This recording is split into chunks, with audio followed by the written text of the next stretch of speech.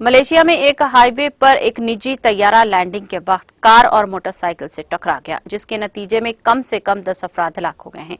तैयारे में सवार तमाम 8 अफराद समेत जमीन पर हादसे से मुतासिर होने वाले 2 अफराद हलाक हो गए हैं। बीबीसी के मुताबिक जेट तैयारा की जैसे ही टक्कर हुई तो ये आग का गोला बनकर तबाह हो गया है। मौके पर मौजूद अफराद की जानिब से बनाई गई वीडियोज में जाए वखुद से गढ़ा सैया धुआं उठता देखा गया है। ये तैयारा एक रिजॉर्ट जजीरे लंगाकावी से दारुल हुकूमत कोलमपुर के मगरिब में रियासत सेलगोर जा रहा था। हुकाम ने बताया कि बीच क्राफ्ट मॉड्यूल 390 तैयारे का जुमेरात को गिरने से कबल एयर ट्रैफिक कंट्रोल टावर से राब्ता मुनक़ता हो गया था। मुकामी इंतजामिया के अहलकार हुसैन इमरान खान ने कहा कि कोई हंगामी कॉल नहीं थी। तैयारे को लैंडिंग के क्लियरेंस दी गई।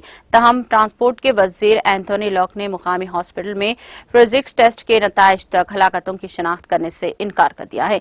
पायलट शहरों कमाल रसूलान और इस हादसे में हलाक हो गए हैं। इनके सुगवारन इनमें अहलिया और 4 बेटे हैं।